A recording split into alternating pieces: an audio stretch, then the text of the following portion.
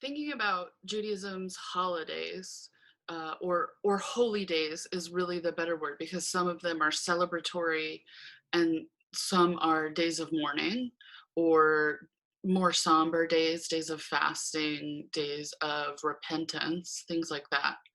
Um, I want to start with, first of all, a very big question that we discussed a little while in class yesterday to think about basically what is the difference between history and heritage. And so a lot of the ideas that people came up with relate to history being what happened, a set of facts.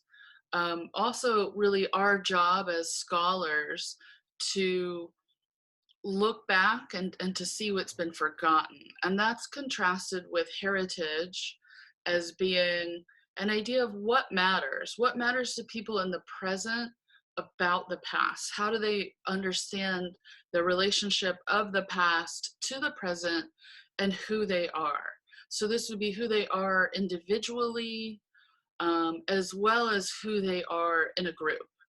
And so we thought a lot about questions relating to what do holidays have to do with how people understand their own personal ethics on one level, what it means to be Jewish, Jewish ethics as a community, but then also something more outward facing. What is the relationship between Jews and others? And Passover is really a great case study to be able to think about that. Because as we saw, Passover is about not just kind of remembering in the sense of thinking of it, but actually reenacting or every single year that really what happens through the ritual is people go back to a mythic time. That mythic time especially is the Exodus, is God leading the Hebrews out of Egypt. The word for Egypt in Hebrew is Mitzrayim. It means the narrow place. So this story can be read both literally as a story about the past being led from Egypt out, but also allegorically that what God does through covenant is to lead people from the hard times in their life out of those narrow moments and to find a way. The desert then becomes that space that we all need after something really hard to process it.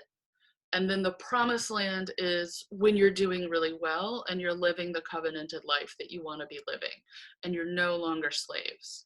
So we see that that mythic time of going back to the Exodus informs what it means to be Jewish, to be covenanted as a community, which means there's this kind of horizontal ethics. Jews are responsible to each other and for each other. But then there's also this kind of vertical ethics where Jews are responsible to God and have certain kinds of things that need to be maintained. Passover, in many ways, engages, I think, more the horizontal in terms of community, but certainly it even begins to think about what is the nature of God. It's a time for pausing and thinking about that. So, of course, many people who perform Passover rituals are not necessarily even people who believe in God. But for those who believe in God, it really grounds an idea of what is God.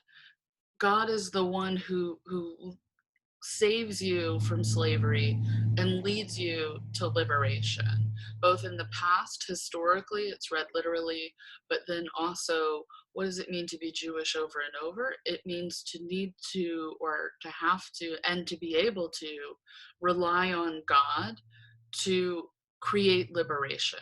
Okay, so that's a really good example of heritage because it's taking this moment in the past and thinking about how it relates to what it means to be Jewish now, individually, in a relationship with God, ethically, in a relationship with the community, kind of a we're all in this together mentality. But then there's still, we see ethical obligations that so much about the achievement of liberation becomes about social justice. And so that's not just internally within the Jewish community, but creating a whole world where there's social justice.